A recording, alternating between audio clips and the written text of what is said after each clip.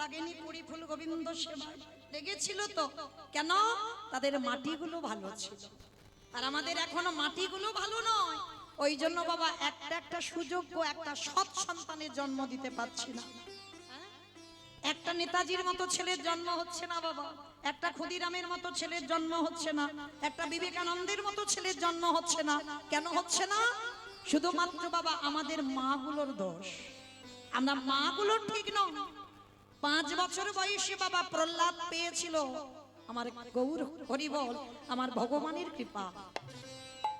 তাহলে কি করে কৃপা পেল? তার মাটিটা কেমন বাবা একবার দেখতে হবে তো। মা কায়াধু কেমন ছিল কি গো? আগে দেখতে হবে তার মাটা কেমন ছিল। ছেলে এমনি এমনি তৈরি হয়? 5000 বছর, একটা দুটো বছর নয়। প্রহ্লাদ মাতৃ জঠরে 5000 বছর কাটালো। এই যে হরিভাষাটা তৈরি করেছেন আমার এই দাদা ভাইটা, এইরকম হরিভাষার প্রথম করেছিল বাবা জগতে প্রহ্লাদ। প্রথম প্রহ্লাদ করেছিল এইরকম হরিভাষা সাজিয়ে, এইরকম হরিভাষারে মাঝখানে দাঁড়িয়ে প্রথমে প্রহ্লাদ কীর্তন করেছিল। কবি জানো?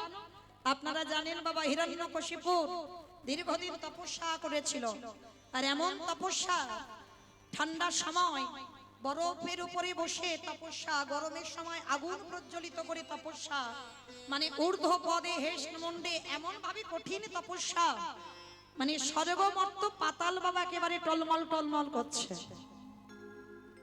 শেষে ভগবান থাকতে না পেরে ব্রহ্মাকে পাঠালো, ব্রহ্মা ভক্তকে গিয়ে একবার রক্ষা করো, একবার বাধা দাও, পৃথিবী লয় প্রলয় হয়ে যাবে।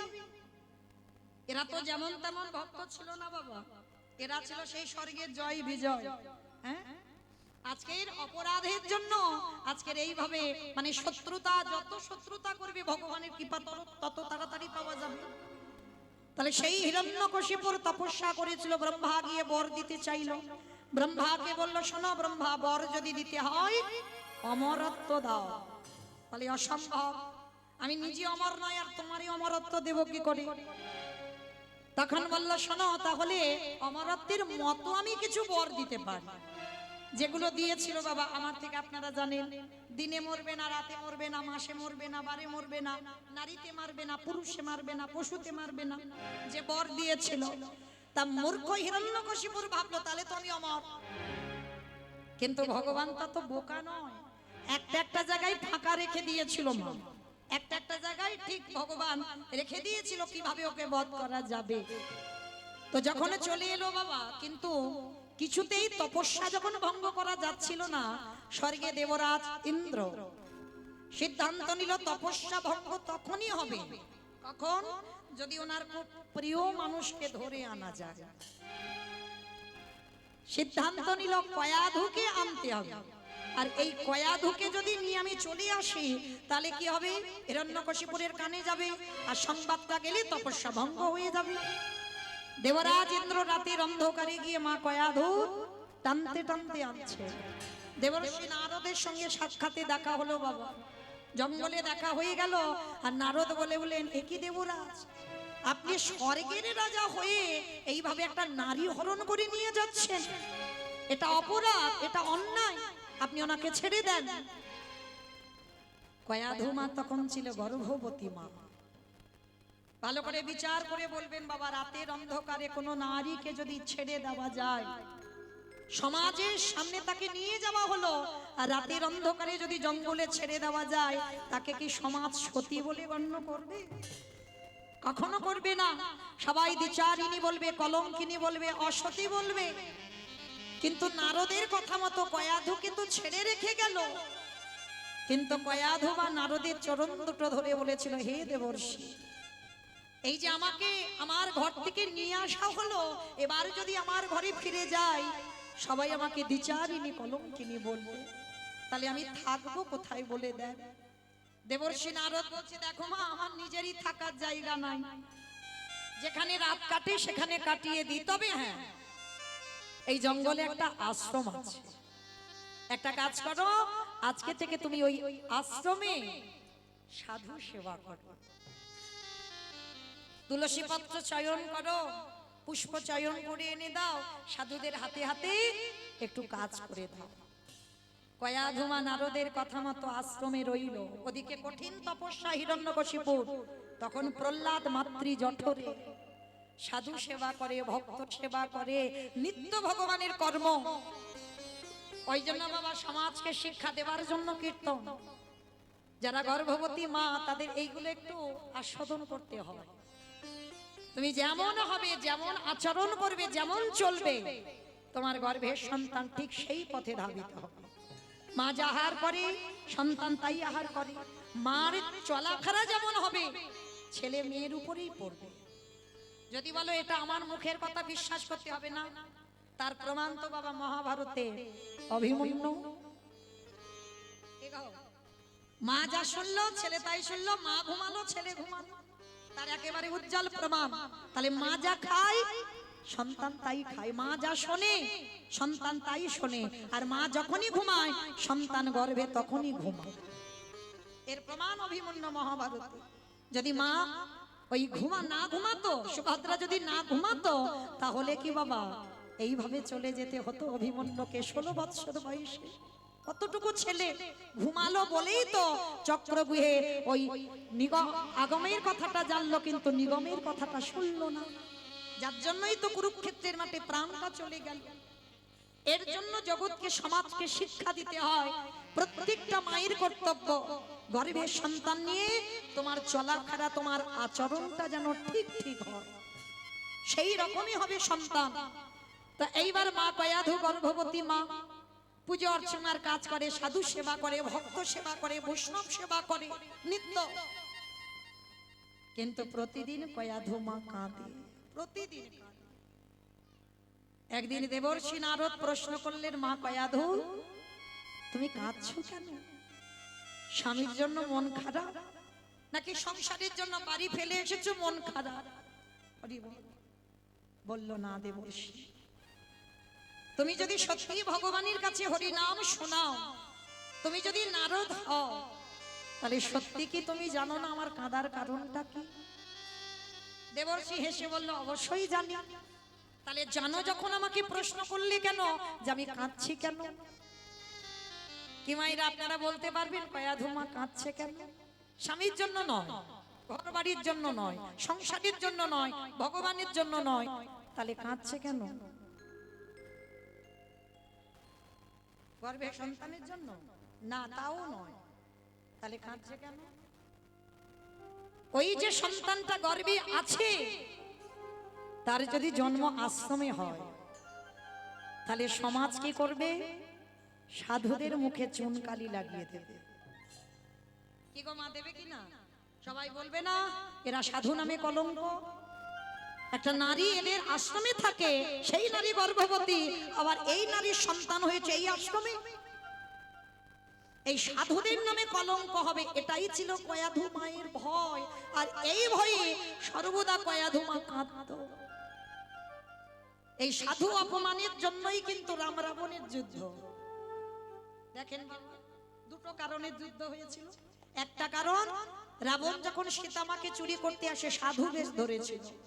রামচন্দ্রের এটাই ছিল না, রাবণ ধরবে তো ধরবে, সাধুদের মুখে চুনকালি দিলে কেন? তুমি তো অন্য রূপ ধরে সীতাকে নিয়ে যেতে পারতে। ভগবান কি জানতো না ভগবানের বউ চুরি হবে? অবশ্যই জানতো। তার ইচ্ছাতে যদি জগতে চলে, তার ইচ্ছাই যদি পৃথিবী চলে, তাহলে তিনি জানে না যে আজকের আমার বউ চুরি হবে?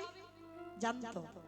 তাহলে যুদ্ধ হয়েছিল দুটো কারণে। প্রথম কারণ হলো সাধুদের মুখে চুনকালি দিয়েছিল রাবণ, সাধু বেশ ধরে নারী তুলে নিয়ে গেল, আর এটাই ছিল প্রথম রাত। আর দ্বিতীয় কারণের যুদ্ধটা হয়েছিল একটা কারণ, সীতামা যখন বলেছিল, প্রভু সোনার হরিণ ছুটে যাচ্ছে, হরিণটাকে ধরে দাও। বাবা ঠাকুর আপনারা বলেন, একটা বাচ্চাকে জিজ্ঞেস করেন, সে বাচ্চা বলে দেবে সোনার হরিণ ছোটে না, সোনার হরিণ হাঁটে না, সোনার হরিণ এক জায়গা থেকে অন্য জায়গায় যায় না।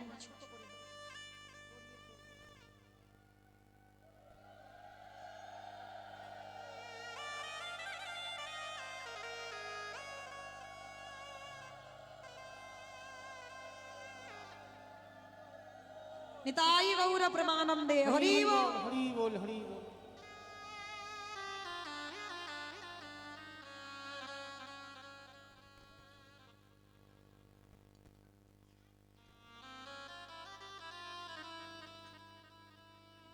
তালি বাবা সেদিন সীতামা বলল সোনার হরিণ ছুটে যাচ্ছে।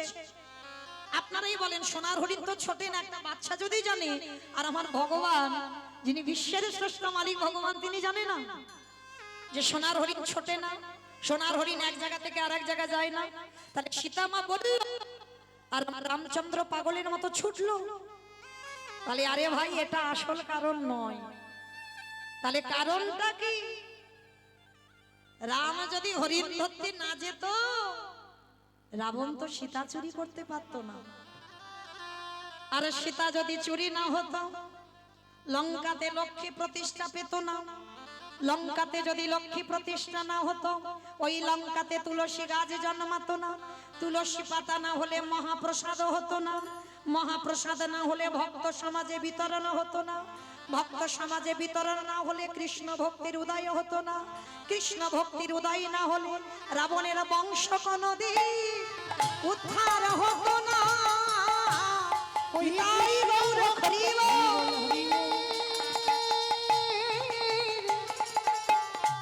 ভক্তির উদয় না হলে রাবণের বংশ কোনদিন উদ্ধারে হতো না। আস্তে তাহলে মা এইখানে আরো একটা কথা জানা গেল, যে বাড়িতে বাবা লক্ষ্মী বাস করে না সে বাড়িতে দেখবে হাজার যদি তুলসী গাছ পুঁতে রাখো, ও সব তুলসী একটা একটা করে মরে যাবে, কিছুতেই বাঁচাতে পারবে না। যেটা লঙ্কাতে হয়েছিল, সীতামা যতদিন না গেল ওই লঙ্কাতে তুলসী গাছ হয়নি। তাহলে মনে রাখবে, আর যে বাড়িতে চারিদিকে তুলসী বৃন্দাবন হয়ে থাকে সেই বাড়িতে চারিদিকে বাবা মা লক্ষ্মীর আগমন থাকে, যার জন্য অত তুলসী গাছ জন্মায়। তাহলে বাবা সাধুদের কলঙ্ক এইটা বাবা যেমন আমার রামচন্দ্র মেনে নিতে পারেনি, আজকের কয়াধমা প্রহ্লাদের মায়েরও একটাই ভয়, আমার এই সন্তান যদি আশ্রমে জন্মায় তাহলে সমাজ তো জানবে না। সমাজ কি করবে? সাধুদের কলঙ্ক দেবে যে একটা নারীকে আশ্রমে রেখে সেই নারীর সন্তান এই আশ্রমে, সাধু নামে কলঙ্ক হবে। সেই জন্য কয়াধমা রোজ কাঁদে। কিন্তু দেবর্ষি নারদ হেসে বলল, মা কয়াধু, আমি নারদ, আমার কথা হয় নারদ, সত্যি যদি আমি ভগবানের ভক্ত হই, আমি তোমার মাথায় হাত দিয়ে আশীর্বাদ করলাম, ওর বাবা যতদিন না তপস্যা করে ফেরে এ সন্তানের ততদিনও ভূমিষ্ঠ হবে। 5000 বছর বাবা তপস্যা করেছিল হিরণ্যকশিপুর, আর প্রহ্লাদ মাতৃ জঠরে 5000 বছর নারদের আশীর্বাদেই ছিল। আর 5000 বছর কয়াধমা সর্বদাই তো ভগবানের আরাধনা, সাধু সেবা, ভক্ত সেবা, ভগবানের কর্ম ছাড়া কিছু করতো না। তাহলে সে ছেলে বাবা ভক্ত হবে না? ইগো তাহলে 5000 বছর পরে যখন প্রহ্লাদের জন্ম হলো, কিন্তু তারপরে বাবা যে ঘটনা, কত রকম ভাবে ছেলেকে মারার চেষ্টা করেছিল। পাগলা হাতির পায়ের তলায় ফেলে দিল, জ্বলন্ত আগুনে ফেলে দিল, পাহাড় থেকে ফেললো, বিষধর সাপের মুখে ফেলে দিল। শেষে বাবা মা কয়াধুকে ডেকে বিষের নাড়ু বানালো, মানে মা হয়ে ছেলেকে বিষ খাওয়াবে। এইরকম কঠিন বাবা আছে? প্রহ্লাদের ছিল। মা কয়াধুকে ডেকে বলেছিল, ছেলেকে যখন মারতে পারছে না কিছুতে, মানে হরিভক্ত ছেলে তো, আর হিরণ্যকশিপুরের রাগ এক জায়গায় ছিল। হিরণ্যকশিপুরের দাদা ছিল হিরণ্যাক্ষ, ওই হিরণ্যাক্ষকে বধ করেছিল ভগবান বরাহ রূপ ধারণ করে। তখন থেকেই বাবা রাগ হয়েছিল হিরণ্যকশিপুর, আর তখন থেকেই একেবারে বিষ্ণু বিদ্বেষী, যে আমার দাদাকে ওই বিষ্ণু বরাহ রূপ ধারণ করে হত্যা করলো, আর আমার বংশের ছেলে প্রহ্লাদ সে কিনা হরি ভজন করবে। 3 দিন কারাগারে বন্দী করে রেখেছে। কয়াধুকে ডেকে বলল, কয়াধু, তোমাকে আজ আমি একটা কথা জিজ্ঞাসা করব, বলো তো তুমি আমাকে বেশি ভালোবাসো না তুমি তোমার ছেলেকে বেশি ভালোবাসো? যারা বাবা সত্যি সতী নারী হয় তাদের কথা আজকের কয়াধুর মুখ থেকে শুনবে। হিরণ্যকশিপুর তো ভালো লোক নয়, আপনারা আমরা যেটা জানি। তাহলে সেই কয়াধুকে জিজ্ঞাসা করলো, বলো তুমি তোমার স্বামীকে ভালোবাসো না তোমার ছেলেটাকে বেশি ভালোবাসো? এক বাক্যে কয়াধু কি বলেছিল জানো? কে গো মায়েরা, তোমরা আমরা কি বলবো? কি বলবো, ছেলে না স্বামী? কি বলবো জানি না, দুজনকে। কিন্তু মা এটা তো মন রাখা কথা হলো, এক ছেলেকে, বেশ ছেলেকে একটু 19-20 হবে, মানে দুজনের মধ্যে সমান সমান হয় না বাবা। এখানে আমিও একজন মা, আরো এখানে মা আছো, যারা যারা মা আছো সমান সমান দুজনকে ভালোবাসতে পারবে না, একটু 19-20 হয়। হ্যাঁ, তাহলে আমরা এখানে বেশিরভাগ মা বলবো ছেলেকে, সন্তানকে। কিন্তু কয়াধু মা এই জায়গায় উল্টে দিল, এক বাক্যে এক নিঃশ্বাসে বলেছিল আমি আমার স্বামীকে ভালোবাসি। কেন? ও মায়েরা, আপনারা নারী জাতি, আমি নারী জাতি, মা কয়াধুও তো নারী জাতি। তাহলে কয়াধু বলছে আমি আমার স্বামী ভালোবাসি, আর আপনারা আমরা বলছি আমরা ছেলেকে একটু বেশি ভালোবাসি। কেন? কেন জানো? এটাই তো তত্ত্ব বাবা। কয়াধু মা জানতো যে ছেলেকে পাগলা হাতির পায়ের তলায় ফেলে দেওয়া হয় ছেলে মরে না, যে ছেলেকে পাহাড় থেকে নিচে ফেলে দেওয়া হয় ছেলে মরে না, যে ছেলে জ্বলন্ত আগুনে দাউ দাউ করে জ্বলছে ছেলেকে আগুনে ফেলে দেওয়া হয় ছেলে মরে না, ছেলেকে বিষধর একেবারে বিষধর সাপের মুখে দেওয়া হয় ছেলে মরে না। তাহলে আমার ছেলের সঙ্গে তো কেউ নেই, কিন্তু আমার ছেলের সঙ্গে তার হরি বন্ধু আছে। কিন্তু ওগো আমার স্বামী যে বড় অসহায়, ওর সঙ্গে তো কেউ নেই, আমার ছেলের সঙ্গে ভগবান আছে এটা আমার বিশ্বাস, কিন্তু আমার স্বামীর সঙ্গে কেউ নেই। তাই এক বাক্যেই বলেছিল আমার ছেলের সঙ্গে আমি না থাকলে হয়ে চলে যাবে, কিন্তু আমি আমার স্বামীর পক্ষে থাকবো। বাহ, কয়াধু তুমি আমায় এত ভালোবাসো, ছেলে বাদ দিয়ে তুমি আমাকে বেছে নিয়েছো। হ্যাঁ, তোমায় বেছে নিয়েছি, বলো কি চাও আমার কাছে? কয়াধু, তাহলে তুমি যখন আমায় এত ভালোবাসলে দাও। তোমার ছেলেকে কারাগারে বন্দী করেছি, 3 রাত 3 দিন খাইনি, এই নাড়ু করেছি, তোমার প্রহ্লাদের জন্য একটু খাইয়ে এসো। স্বামী হরিনাম করেছে বলে তাকে কারাগারে বন্দী করেছো, আর তুমি নাড়ু করেছো প্রহ্লাদের জন্য, বলে হ্যাঁ যাও। কি দিয়ে বানিয়েছো নাড়ু স্বামী? বলে শোনো কয়াধু, এর বাইরে আছে ঘি মাখন, আর এর ভিতরে দেওয়া আছে কালকোট বিষ। চিৎকার করে বলে উঠো না, না না, আমার কথা বলো না, আমি ওর মা। একটা দুটো দিন নয়, আমি 5000 বছর ওকে গর্ভে ধারণ করেছি, আর আমি মা হয়ে নিজের হাতে ওকে বিষ খাওয়াবো? কয়াধু, এই না তুমি এক্ষুনি বললে তুমি আমায় বেশি ভালোবাসো, তাহলে আমায় যদি বেশি ভালোবাসো না, ছেলেকে খাইয়ে এসো। বেশ, সতী সাধ্বী রমণী বাবা যারা হয়, স্বামীর আদেশ শিরোধার্য, কথা দিলাম ছেলেকে খাইয়ে আস। রাতের অন্ধকারে প্রহ্লাদ কারাগারে আছে তো, 3 রাত 3 দিন সূর্যের মুখ দেখেনি, জলস্পর্শ করেনি। ভেবে দেখেন বাবা, এমনি এমনি ভগবানের ভক্ত নয়, কতটুকু তুমি জীবনে কষ্ট পেয়েছো তুমি কৃষ্ণ ভক্ত হবে, কতটুকু জীবনে কেঁদেছো তুমি কৃষ্ণ ভক্ত হবে। আগে কাঁদতে শেখো। 3 রাত 3 দিন কারাগারে, মা কয়াধু কারাগারের দরজায় গিয়ে ডাক দিয়েছে প্রহ্লাদ। যেই না প্রহ্লাদের কানে গেছে 3 দিন পরে মায়ের ডাক, সঙ্গে সঙ্গে ওই কারাগারের দরজায় এসে বাবা ভিতরে, প্রহ্লাদ ভিতরে মা বাইরে, ষষ্ঠাঙ্গে দণ্ডবত প্রণাম, মায়ের দুটো চরণ ছুঁয়ে প্রণাম করে উঠে প্রথমে হাত জোড়ো করে মাকে প্রশ্ন, মা আমার বাবা কেমন আছে গো? এই জায়গাটা মা খুব মন দিয়ে শুনবেন। ভক্ত যারা হয়, আস্তে কথা নয়, তাদের কোনো অভিমান থাকে না বাবা, তাদের অভিমান থাকতে নেই। ভক্ত যে হয় একে অপরকে কোনোদিন ছোট করে না। প্রহ্লাদ কয়াধুমার কাছে হাত জোড়ো করে প্রশ্ন করলো, ও মামা, আমার বাবা কেমন আছে? কয়াধুমা বলে উঠলো, ওরে তোর কি দিয়ে গড়া, তোর দেহটা কি দিয়ে গড়া? যে বাবা এত কষ্ট দেয়, যে বাবা এত কাঁদায়, যে বাবা এত যন্ত্রণা দেয়, যে বাবা এত কটু ভাষা বলে, তুই প্রথম আমার সঙ্গে দেখা হয়েছে, আমি কেমন আছি জিজ্ঞেস না করে তুই প্রথমেই বলছিস তোর বাবা কেমন আছে? ও মামা, তোমাকে কে এই ভুলভাল কথাগুলো বলেছে যে আমার বাবা আমায় কষ্ট দেয়? ভাগবত প্রমাণ বাবা প্রহ্লাদ বলছে, আমি না।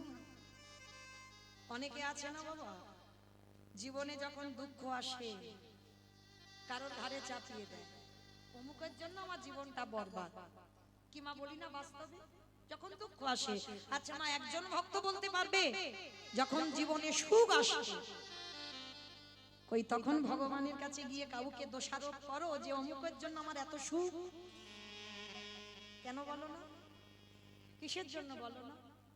সুখের সময় বলছো না যে অমুকের জন্য আমার জীবনে এত সুখ এলো, আর দুঃখের সময় গিয়ে ভগবানকে জানাচ্ছ অমুকের জন্য আমার জীবনটা বরবাদ হয়ে গেল। এখানেই তো ভগবানের অভিমান। এরা সুখ এলে আমায় ভুলে যায়, আর দুঃখ হলে এরা ছুটে আসে আমার কাছে। তাহলে তোমার শাস্তি পেতেই হবে না। কিন্তু প্রহ্লাদ ওইটুকু ছেলে এত কষ্ট পেয়েছে, 3 রাত কিছু খাইনি, তবু মাকে বলছে, মা আমার বাবা আমাকে কষ্ট দেয় না, আমার বাবা আমাকে দুঃখ দেয় না, আমার বাবা আমাকে জ্বালা যন্ত্রণা দেয় না। মা গো, আমার হরিবন্ধু চেয়েছে আমি 3 রাত খাবো না, আমার হরিবন্ধু চেয়েছে আমি 3 রাত 3 দিন কষ্টে থাকি, তাই তো কষ্টে আছি। কিন্তু বৃথাই আমার বাবার নামে দোষ দিও না। আমার বাবার জন্য আমি দুঃখী নই, আমার কর্মের জন্য আমি দুঃখী। ওমা, মা তোমার থালাতে কিছু আছে, আমার জন্য খাবার এনেছো, দাও না মা, বড্ড খিদে পেয়েছে, বড্ড খিদে পেয়েছে।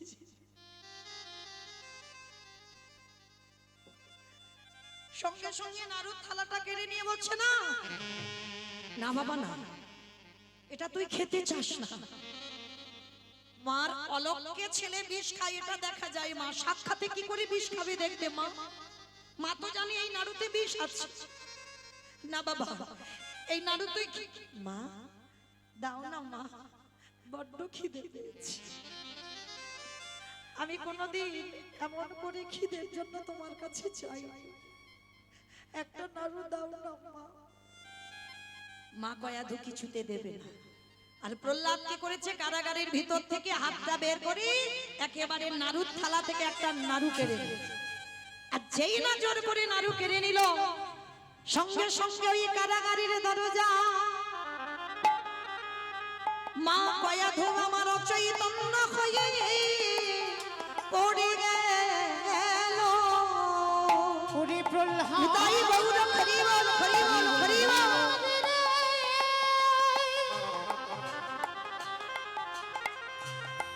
ওরে নয়ন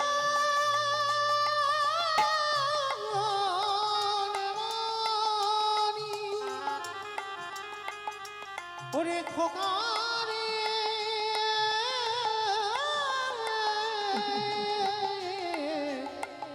ওরে প্রহ্লাদ,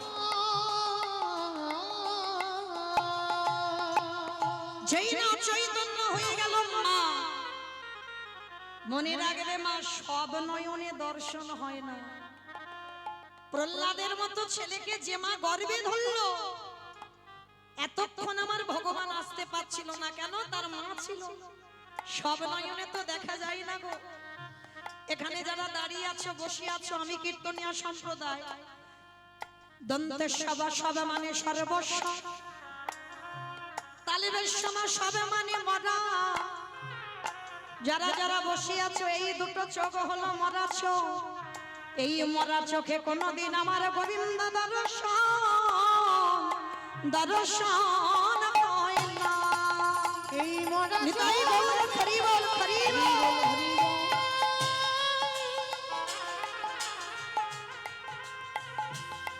আমার ভগবান ভগবানকে কোনদিন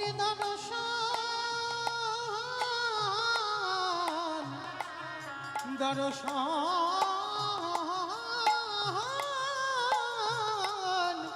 করা যায় না। যেই না কয়াদু অচৈতন্য হলো অমনি চেতন সত্তা ভগবান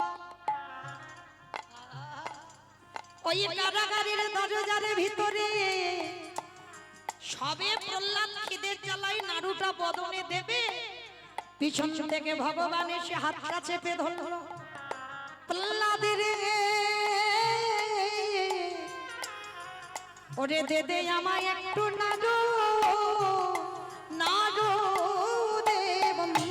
ওরে প্রহ্লাদ নিতাই গৌর হরি হরি বল হরি বল।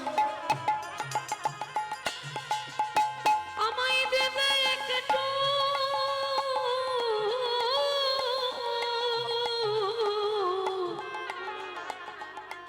নাড়ু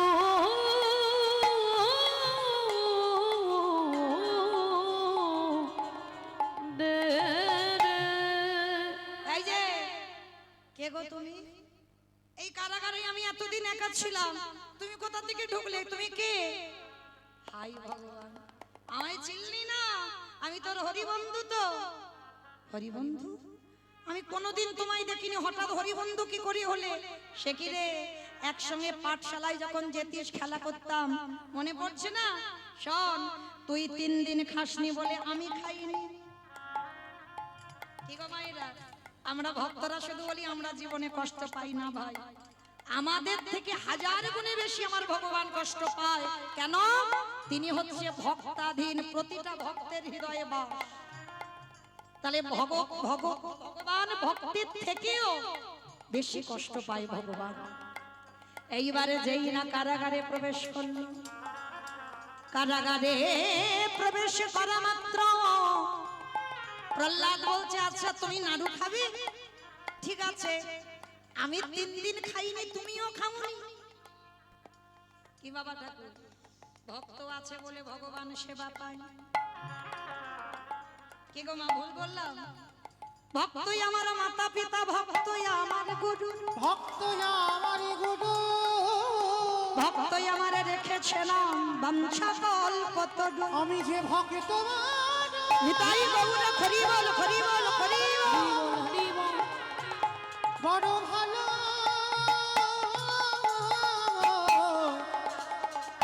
ভালো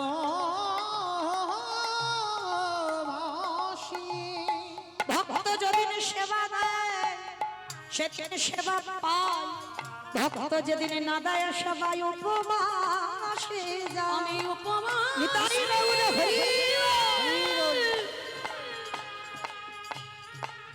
আমি উপবাসে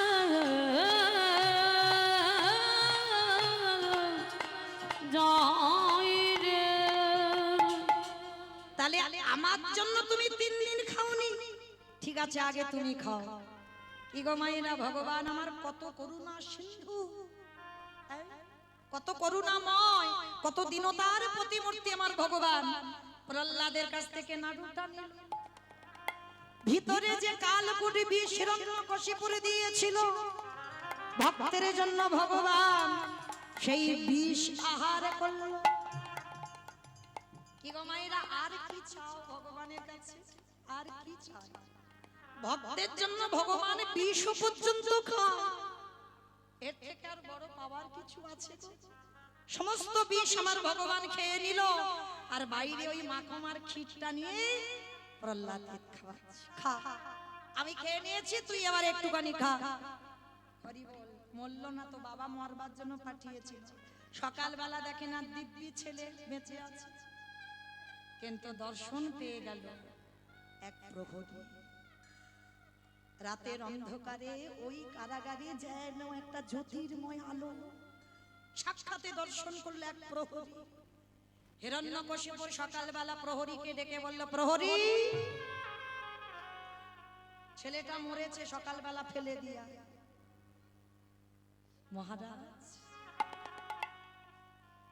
কে বলেছে ছেলেটা মরেছে?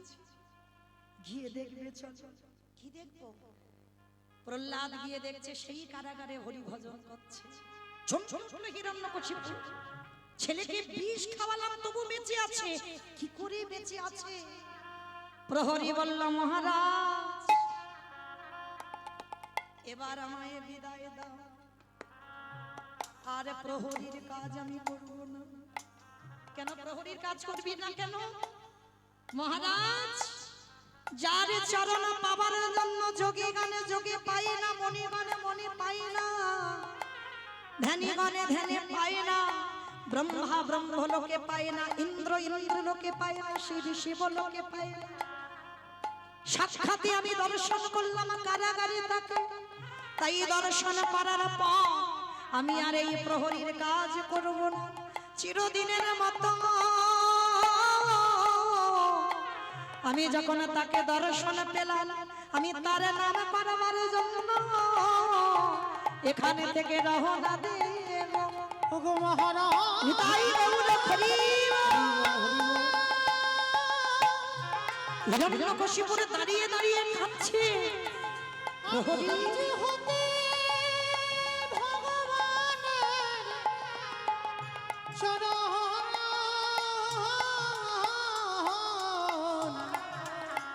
চরণ সেবা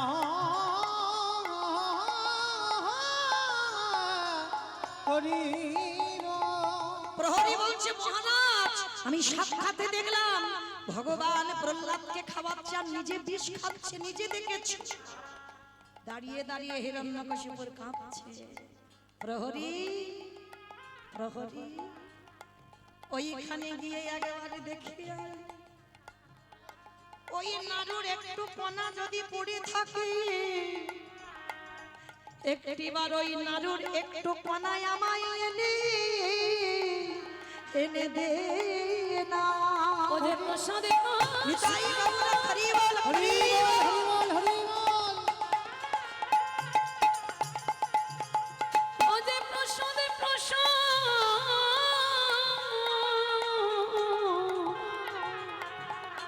ও সে মহা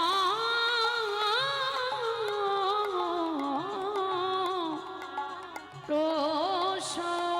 হিরণ্যকশিপুরে বললেন, প্রহরী ওটা তো শুধু প্রসাদ নয়, ভক্ত সেবা করেছে, ভগবান সেবা করেছে, ওইটা হয়ে যায় মহাপ্রসাদ। ভক্তকে নিবেদন করলে হয় প্রসাদ, আর ভক্ত সেবা করলে হয় মহাপ্রসাদ। আমার প্রহ্লাদে যখন ওই প্রসাদে সেবা করলো, ওই মহাপ্রসাদ একটু আমার জন্য যদি কণা লেগে থাকে আমায় এনে দেবা। ওরে নিতাই গৌর হরি বল।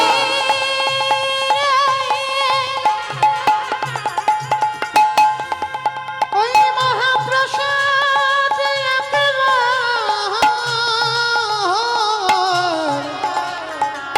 আমায় এনে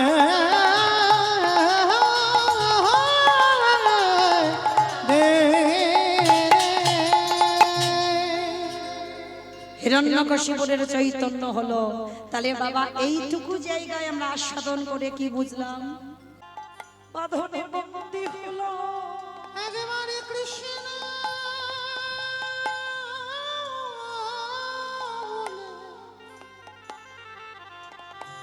নানা কাঁদিলাম না ভাবা। শুধু এলাম খেলা খেলা। একেবারে কৃষ্ণ বলে ডাকিলাম না গো। মনে রেখো ভাই এ জগতে তোমার কেউ আপন না। বলে শুধু আমার কৃষ্ণ ছাড়া কেহ নাই গো। দয়াময় সময় থাকতে তোমার কাছে জানাই রাখিল। যেন চরণ ছড়া আমায় করুণা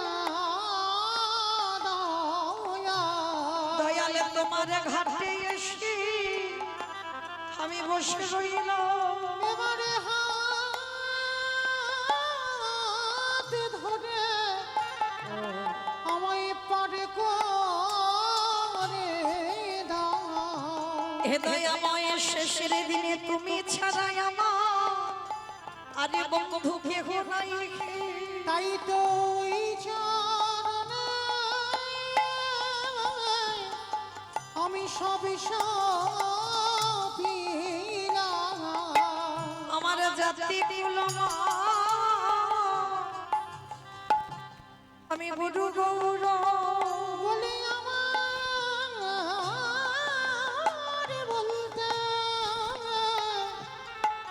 আমি যে কিছু রাখি না দয়া।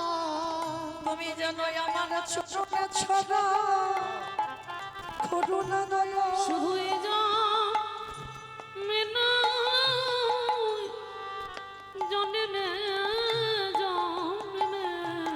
হৃদয়ময় 84 লক্ষ জনে ভ্রমণ করি সাধের দুর্লভ মনুষ্য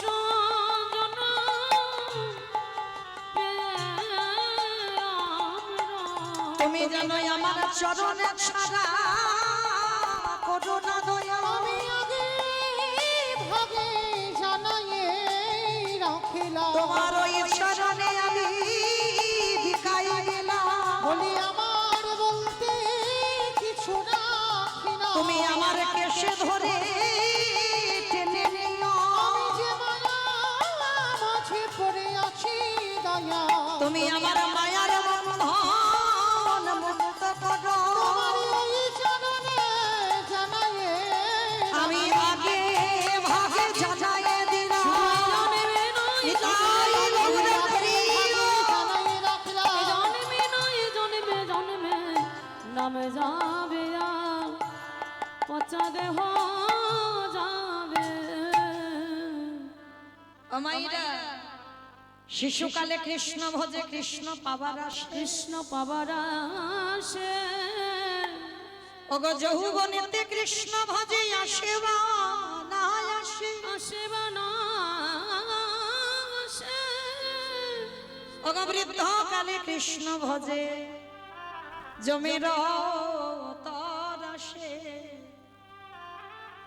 ভজন যদি করতে হয় বাবা সকাল সকাল ভজন করো। শিশুকালে ভজন করতে বললো বাবা, আবার বলছে কুড়ি ফুলে গোবিন্দ সেবা হয় না। কি বাবা কুড়ি ফুলে গোবিন্দ সেবা হয়? দেখবেন ছোটবেলায় যখন কুড়ি ফুল তুলে আগের দিন রাত্রিবেলা জলে ভিজিয়ে রাখতাম, সেই ফুলটা ফুটিয়ে যখন সেবা দিতাম ঠাকুমারা কত বকাবকি করতাম, এই কুড়ি ফুল তুলে ফুটিয়ে গোবিন্দ চরণে দেওয়া যায় না, এ ফুল সেবায় লাগে না। তাহলে বাবা দেহ তত্ত্ব কুড়ি ফুল কোনটা? বাল্যকাল। দেখবেন ছোট ছোট বাচ্চারা বায়না করে বাবা মা এসেছে, ঠাকুমা দাদু এসেছে, তাদের সঙ্গে একটু হরি নাম শুনতে যাবে। আসে বটে মা, কিন্তু এদেরকে সেই অভিজ্ঞতা আছে? কীর্তনে বিষয়টা যে কি সেই অভিজ্ঞতা এদের নেই। তাহলে কুড়ি ফুল সেবায় লাগবে না, আর বাসি ফুল তো লাগবেই না। হরি বল। কি গো মা, বাসি ফুল সেবায় দিতে আছে? গাছে ফুটেছিল সে ফুলটা ফুটে বাবা ঝরে পড়ে গেছে। হরি বল হরি বল। সে ফুল কোনোদিন গোবিন্দ সেবায় দেওয়া যায় না বাবা। তাহলে সেবা দেবে কোন ফুল?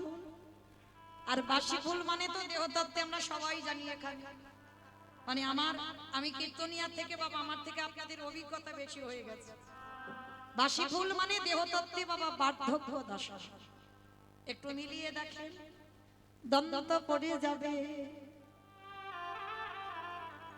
কেশ পেকে যাবে,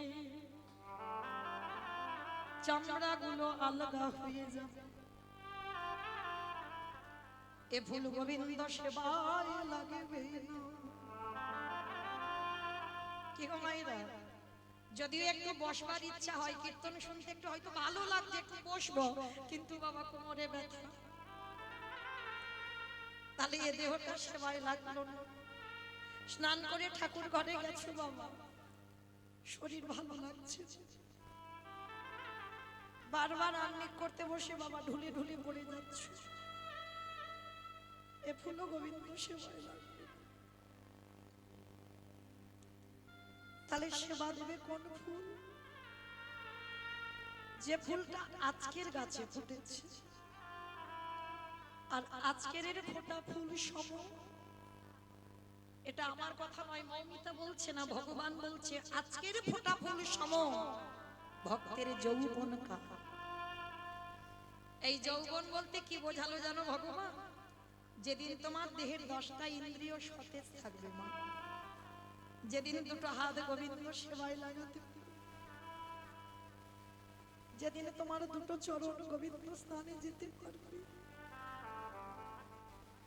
যেদিন জিহ্বায় পরিষ্কার কৃষ্ণ নাম শুনতে পাবে, যেদিন তুমি কর্ণে পরিষ্কার কৃষ্ণ নাম শোনা যাবে, বলা যাবে, কৃষ্ণ চরণ দর্শন করা যাবে, সেই সময় ঘন্টাকে বলছে দেহে বাবা যৌবন কাল, দেহের 10 ইন্দ্রিয় তুমি গোবিন্দ সেবায় লাগাতে পারবে। কিন্তু বাবা আমরা পেয়েও সবাই হেলায় হারিয়ে দিচ্ছি। এ দেহটা বাবা শুধু সংসার করবার জন্য নয়, এ দেহটা দিয়ে শুধু ছেলে পুলেদের জন্য রান্না বান্না করে খাবার তৈরি নয়, এ দেহটা শুধু স্বামী সেবার জন্য নয়। আমরা বলে এলাম জগতে গিয়ে কৃষ্ণ দাস হব, আর এসে বাবা হয়ে গেলাম আমরা সবাই মায়ার দাস। তাই তো গৌর হরি বলছে ওরে কলির জি তোরা হেলায় খেলা, এ জন্ম হারায় তোদের যে কৃষ্ণ ভাজা নিতাই গৌর হরি বল, হরি বল, হরি বল।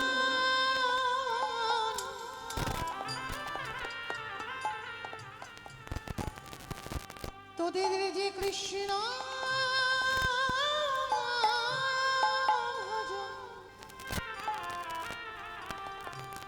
ভজনে হলো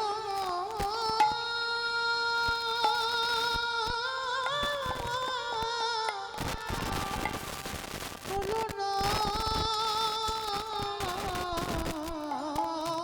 রে। তোরা হেলায় হেলায় এ জীবনে হারায়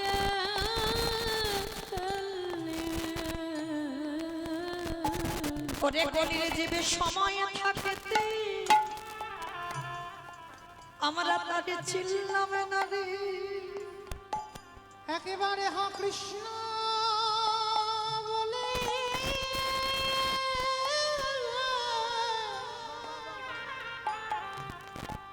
তারে ডাকিলাম রে।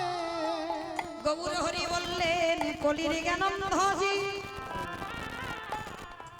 আমার কাছে বলে গেলি জগতে গিয়ে কৃষ্ণ দাস হব, আরে মায়ের দাস হয়ে পড়ে রইলি, তাই হেলায় জন্ম কাটাইয়ে দিলি, তাই তোদের চরণ ধরে বলি সময় থাকতে যখন আমায় চিনলি না ভাই, অসময়ে এসে আদি কাঁদিস না ভাই। ওরে সময় তাই গৌর হরি বল, হরি বল। হরি কলির ঝি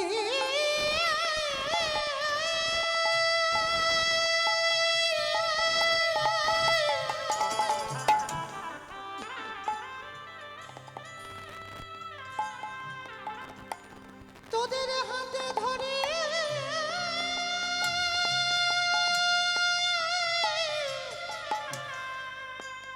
পায়ে পড়ে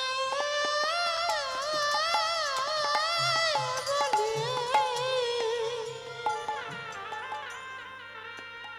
এমন সাধের মানব জনম আরে হইবা না তাই গৌর প্রেমানন্দে হরি বল, হরি বল, হরি বল। একেবারে হরি বলে একেবারে কৃষ্ণ বলে কৃষ্ণ বলে তোরা ডেকে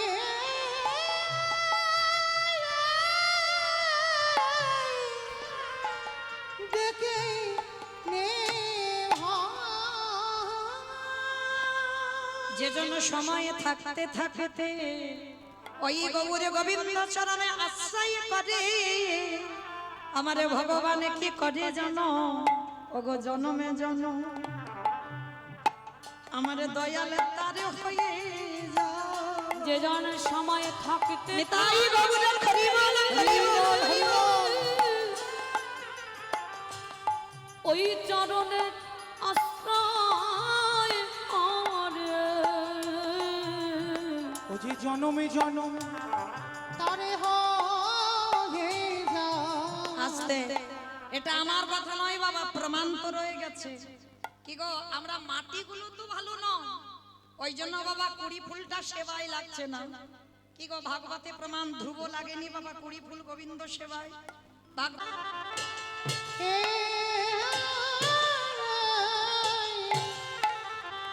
আহামরি রে ও কি আহামরি রে অক্রহ পরমা আমরিয়ারি ওকে আমরি রে অক্রধ পরমা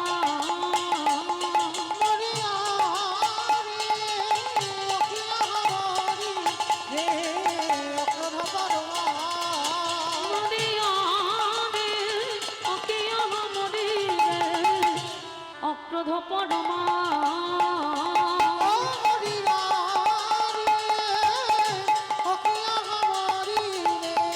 নিতাই গৌর প্রেমানন্দে হরি বল হরি বল হরি বল ওকে আমরি রে অক্রধ পরমা অক্রধ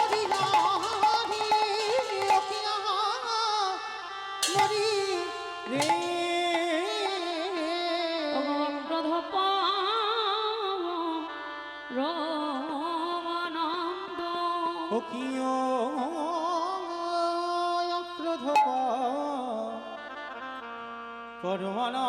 পরমানন্দ আহামরি রে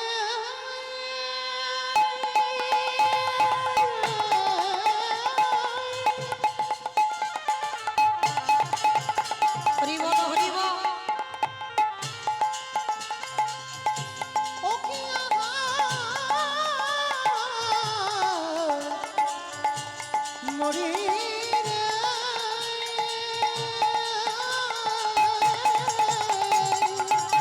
ওগো যিনি হলো নদীয়ার গৌর হরি যিনি নদিয়ার গৌর হরি যিনি বিষ্ণু প্রিয়া প্রাণ বধুয়া যিনি বিষ্ণু প্রিয়া প্রাণে বধুয়া যিনি গদাধরের নাটুয়া যিনি গদাধরের নাটুয়া যিনি ভক্ত জনার চিত চরা যিনি ভক্ত জনা চিত চোরা যিনি কালী অলগে দমন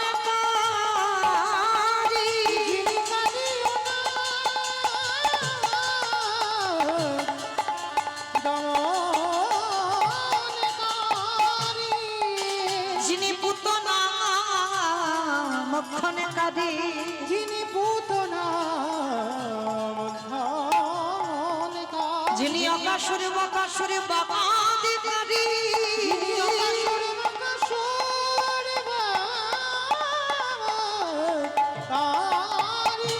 যিনি মলয়ের সাদি কাজী উদ্ধার কাদি যিনি চাঁদ কাজে উদ্ধার কারি এই কলিকালে জগাই বাধাই উদ্ধার কাদি কলিকালে জগাই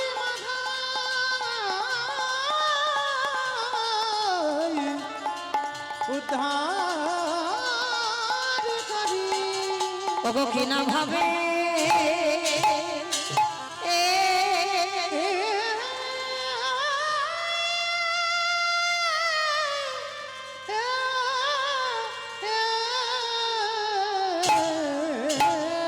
ও কি না ভাবে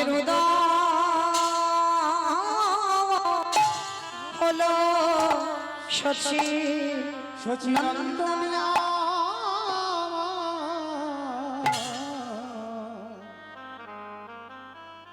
অগয়া ক্রোধ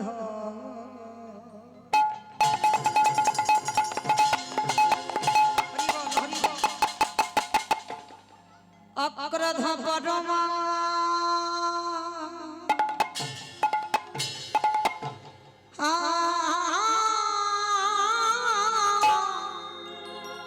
পরমানন্দ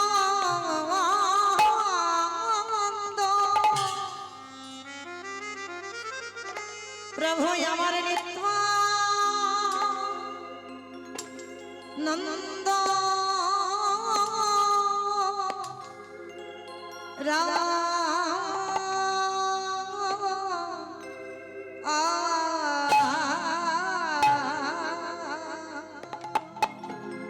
আজ ক্রোধ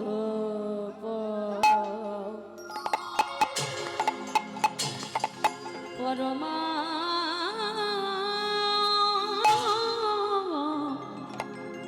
হরি বল হরি বল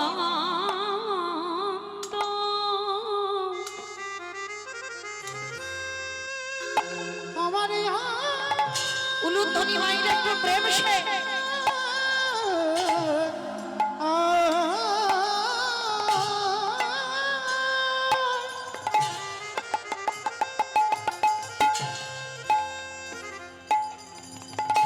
আমার নদী আর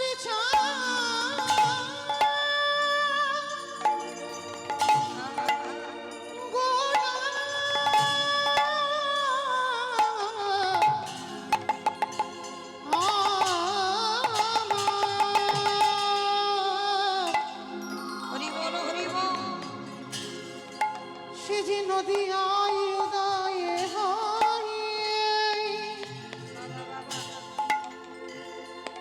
আমাদের মতো প্রতিযোদ্ধা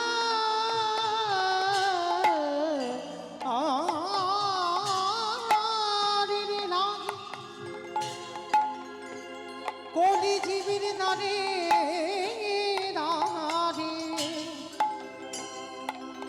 দাঁড়ে দাঁড়ে ঘুরি ঘুরি হরি নাম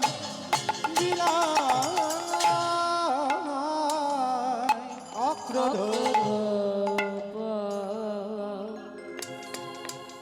পরমা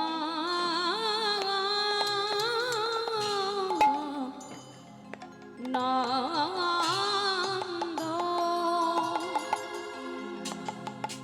আমার নিত্যানন্দ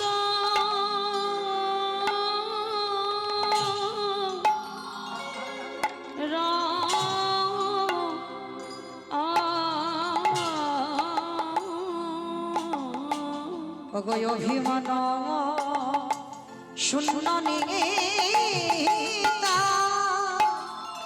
নগ নগ নগ অহনগরে বেড়া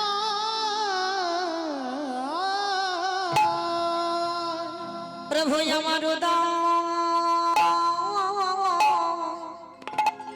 উদয় হয়েছে প্রভু আমার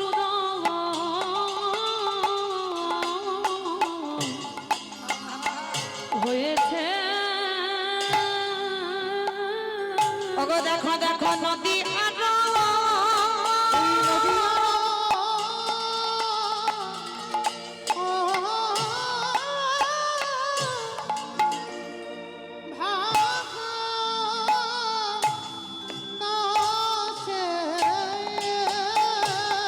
দেখো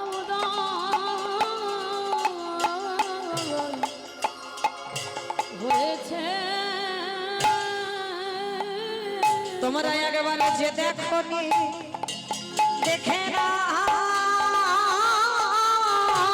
তোমরা যে দেখুনি দেখে না ওগো আমার আনন্দ নব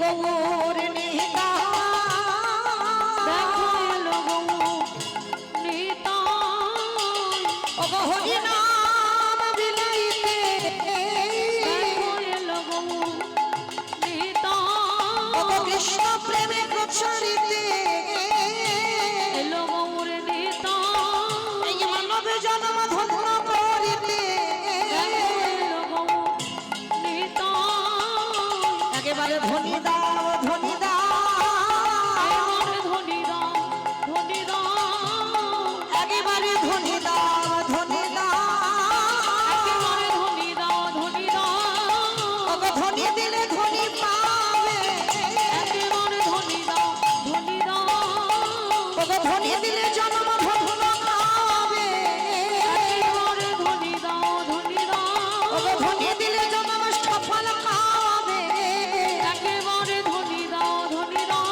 গৌরী নাচাইতে এসেছে চাইতে এসেছে গৌরী নাচাইতে এসেছে চাইতে এসেছে ওগো নাচাইতে নাচাইতে চাইতে এসেছে ওগো নাচাইতে নাচাইতে চাইতে এসেছে বলি নাচাইতে নাচাইতে চাইতে এসেছে বলি হবে না আর হবে না হবে না আর হবে না বলি পায়ে ধরা গৌর করি হবে না আর হবে না ওগো হাতে ধরা গৌর করি হবে না আর হবে না ওগো রাধা প্রেম সাধনা হবে না ওগো হরি বলা জন্ম আমাদের হবে না আর হবে না ওগো কৃষ্ণ বলা মদন আমাদের হবে না আর হবে না মুখে হরি হরি হরি বলে আই গৌর হরি বল হরি বল হরি বল হবে না আর হবে না নয় গো না না হবে না আর হবে না আহায় অভিমান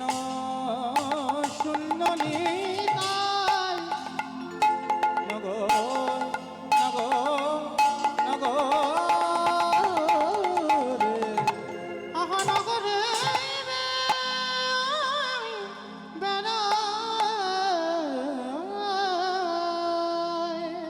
ঈশ্বর পরম কৃষ্ণ ঈশ্বর পরম কৃষ্ণ সচ্চিদানন্দ বিগ্রহ সচ্চিদানন্দ বিগ্রহ অনাদির আদি গোবিন্দ যিনি সর্ব কারণে কারণ যিনি সর্বকারণে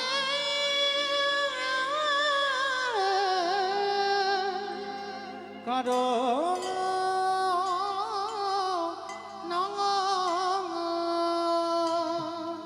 এই জীবের নিস্তার লাগি নিস্তার লাগে আমাদের নন্দ সূত হরি আমাদের নন্দ সুত হরি ভুবনে প্রকাশ এই ভুবনে প্রকাশ হলো আমাদের গুরু রূপ ধরি গুরু রূপ ধরে হরি নাম হলো রে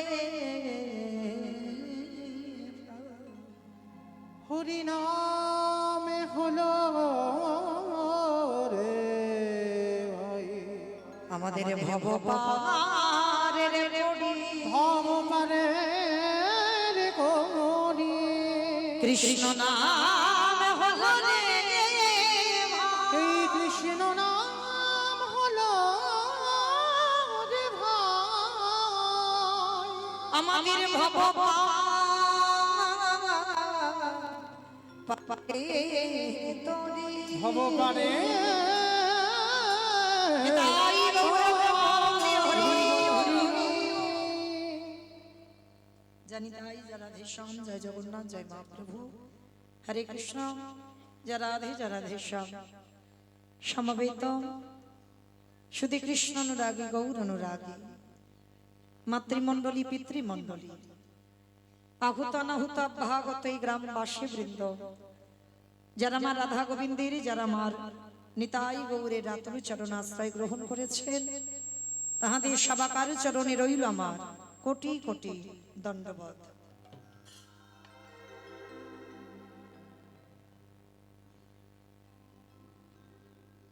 তারপরে জানাই, এখানে যত সাধুগুরু ব্রাহ্মণ বৈষ্ণব আছেন, তাহাদের পাদ পদ্মে রইল আমার ভক্তিপূর্ণ দণ্ডবত প্রণাম। তারপরে জানাই বাবা, আমি আমার পিতামাতার চরণে, আমার শিক্ষা গুরু দীক্ষা গুরুর চরণে অনন্ত কোটি কোটি দণ্ডবত প্রণাম। তারপরে যাদের কথা না বললে বাবা সব থেকে বড় ভুল হবে, সব থেকে বড় অপরাধ হবে, যে দাদা ভাইদের বাড়িতে প্রতি বৎসরের ন্যায় এই হরিবাসর বহু দিনের হরিবাসর, এটা নতুন হরিবাসর নয়, আমার থেকে আপনাদের অভিজ্ঞতা বেশি, কারণ অনেক ছোটবেলা থেকে এই হরিবাসরে আসা আমার মায়ের সঙ্গে। তো যাই হোক, দেখতে দেখতে বহু বৎসরের এই বাড়ির হরিবাসর, মানে হারাল হরিবাসরের কথা বাবা বললেই অচিরেই সবাই জেনে যাবে। তো যাই হোক, যে হরিবাসরে যাদের উদ্যোগে, যাদের প্রচেষ্টায়, যাদের সহযোগিতায় প্রতি বছরের ন্যায় হয় কীর্তন বাবা, আবারও বলবো আমি, ব্যক্তিগত হয় না, কীর্তন সবার। মহাপ্রভু জাতি ধর্ম নির্বিশেষে বাবা, মহাপ্রভু বলে দেয়নি বাবা যে এখানে আমার 100 জন ভক্তের বেশি আসা যাবে না। মহাপ্রভু যখন নবদ্বীপে কীর্তন করেছেন তখন একবারও বলেনি যে 100 জন ভক্ত থাকবে কি 500 জন ভক্ত থাকবে কি বাবা। এখানে যে কীর্তন হচ্ছে, এখানে কি একেবারে হিসেব করে লেখা আছে যে মানে 100 জনের বেশি আর ভক্ত বসা যাবে না? তাহলে এটা ব্যক্তিগত নয়, দূর দূরান্ত থেকে সাধুগুরু বৈষ্ণব ভক্তরা এসেছেন, পদধূলা দিয়েছেন, হরিনাম সবার হয়। তাহলে কিন্তু কারোর উদ্যোগে, কারোর প্রচেষ্টায় হয়। তো যে বাড়িতে আজকে মহানাম যজ্ঞানুষ্ঠান, যে দাদা ভাইদের উদ্যোগে কীর্তন, এই পরিবারে আত্মীয় পরিজন বন্ধু বান্ধব যাদের যাদের উদ্যোগে, যাদের যাদের সহযোগিতায় আজকে প্রতি বৎসরের নেই হরিনাম সংকীর্তনের আয়োজনীরা করে, আমার মতো অধম কীর্তনিয়া মৌমিতা ঘোষ, আমি আমার সম্প্রদায়ের তরফ থেকে সর্বাগ্যে তাদের চরণে জানালাম ভক্তিপূর্ণ দণ্ডবত প্রণাম। প্রণাম দিলাম একটা কারণে বাবা, কারণ এই কলির মানুষ তারা বুঝতে পেরেছে বাবা যে যাই করি না কেন হরিনাম হচ্ছে আমার ভব পারাপারের সম্বল। হরিনাম ছাড়া কলির মানুষের গতি নয়। কিন্তু বাবা আমরা সব জানি, জেনে না জানার ভান করি। ওই জন্য মহাপ্রভু আমাদেরকে বলছে বাবা, কলির জ্ঞান অন্ধ যে, এরা জ্ঞানী, জ্ঞানী হয়েও জ্ঞান অন্ধ হয়ে আছে, অন্ধের মতো আমরা কাজ করি। আমরা জানলাম জগতে কেউ কারোর নয়, জগতে যা যা কিছু দেখছি আমরা সব অনিত্য, আমরা সবাই জানি বাবা। যারা বসে আছেন, যারা দাঁড়িয়ে আছেন কীর্তনীয় সম্প্রদায়, আমরা সবাই জানি, যারা গীতা ভাগবত জ্ঞানী, সব যদি অনিত্য হয়, নিত্য বস্তু যদি আমার গৌর গোবিন্দ চরণ হয়, তাহলে কিসের জন্য বাবা ছেলে আমারে, মেয়ে আমারে, জায়গায় আমারে, জমি আমারে, বিষয় আমার, বৈভব আমার, বন্ধু আমার, সব আমার আমার আমার আমার। কিন্তু মনে রেখো ভাই, মাসি যদি বেজে যায় পড়ে থাকবে সরকারি খামার। এসেছো একা, তুমি যাবে একা। যেদিন এসেছো বাবা সেদিন তুমি সঙ্গে করে কিছু আনোনি, আর যেদিন তুমি ভব ছেড়ে চলে যাবে এই সংসার তোমাকে কিছু দিয়ে পাঠাবে না। তাহলে কিসের জন্য বাবা সকাল থেকে আর রাত্রিতে ঘুমাতে যাওয়া পর্যন্ত আমার আমার করে পড়ে আছো? কাদের জন্য তুমি কৃষ্ণ ভজন ভুলে যাচ্ছ? কৃষ্ণ ভজিবার তরে সংসারে আয়ন, মিছে মায়ায় বদ্ধ হয়ে বৃক্ষ সম হইন। এ দেহটা কৃষ্ণ ভজনের জন্য মা, এ দেহটা কৃষ্ণ সাধনার জন্য, বৃথায় হালাই হারিয়ে দিও না।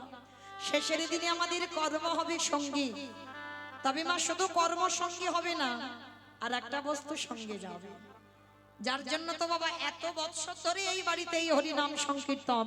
কারণ এখানে বাবা যাত্রা হতে পারতো, নাটক হতে পারতো, ফাংশন হতে পারতো, এখন তো কত ডিজে উঠেছে, হতে পারতো। তাহলে এত বছর ধরে হরিনামটাকে কেন বজায় রেখেছে? কারণ এটাই আমার মহাপ্রভুর চেতনা বাবা। শেষের দিনে আমরা যাত্রা, নাটক, theatre, concert, TV, serial, mobile যাই দেখি না কেন, কিন্তু শেষের দিনে তোমার সাথী হবে কর্মফল। আর কে সাথী যাবে?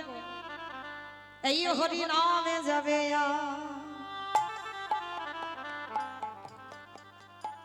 আমাদের পচা দেখো দেখো যা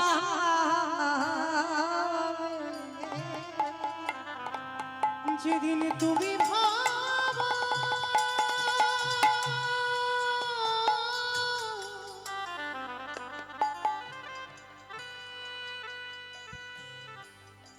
যেদিন তুমি ভাবো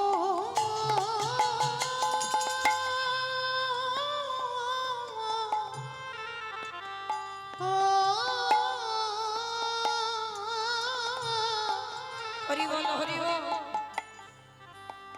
যেদিন তুমি ভাবো ওই ভাবো কারে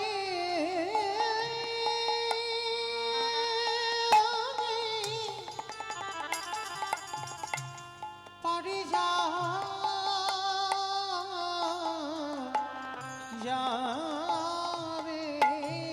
হরি বল হরি বল। সেই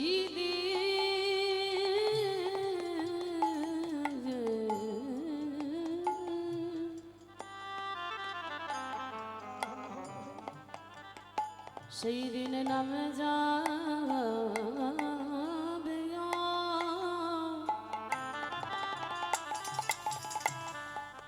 এই পচা দেহ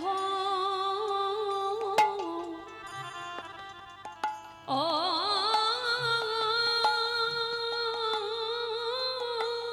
হরি নাম ছাড়া গতি নাই বাবা।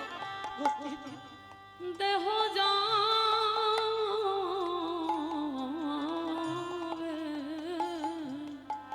আমাদের কারোর সাধনে ভজন, সাধনে ভজন হলো না ভাই। আমরা যে মেনে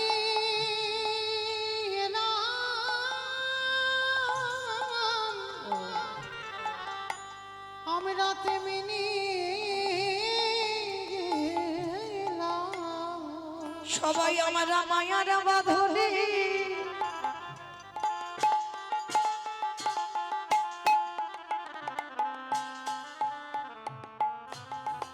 জানি তাই যারা আত্মা যারা ভীষণ।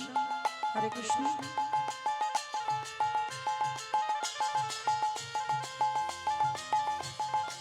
যারা যারা ভীষণ। হরে কৃষ্ণ। জয় জগন্নাথ, জয় মহাপ্রভু। যারা রাধে যারা শ্যাম। হরে কৃষ্ণ। জানি তাই যারা রাধে যারা শ্যাম। অক্রোধ পরমা অক্রোধ পরমা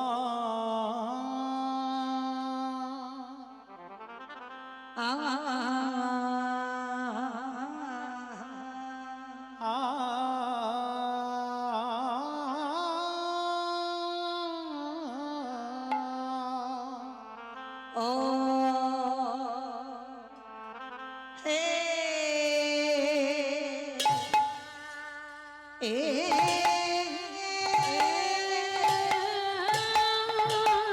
তাই গৌর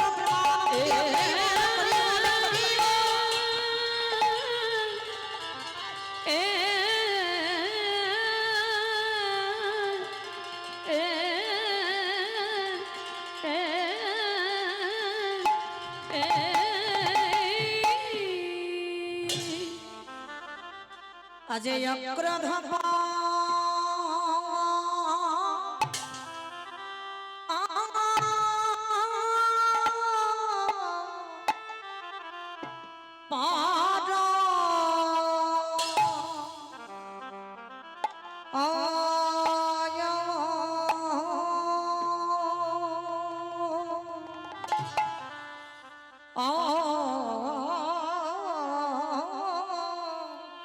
পরমানন্দ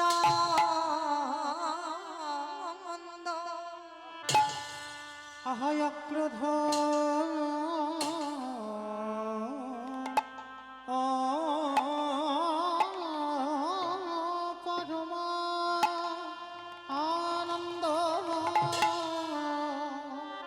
আজ দেখো দেখো প্রভুরি আমার সেই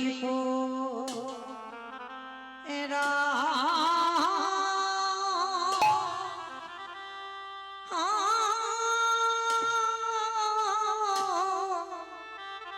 পুরাবেলি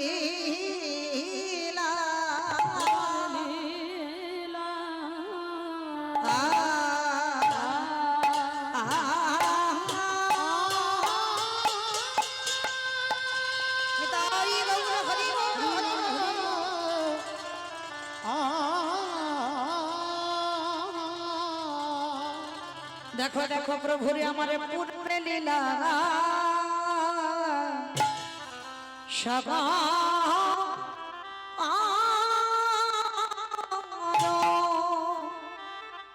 অসাধনে কো ও ও ও আহা মরি अजय धवा रमानंद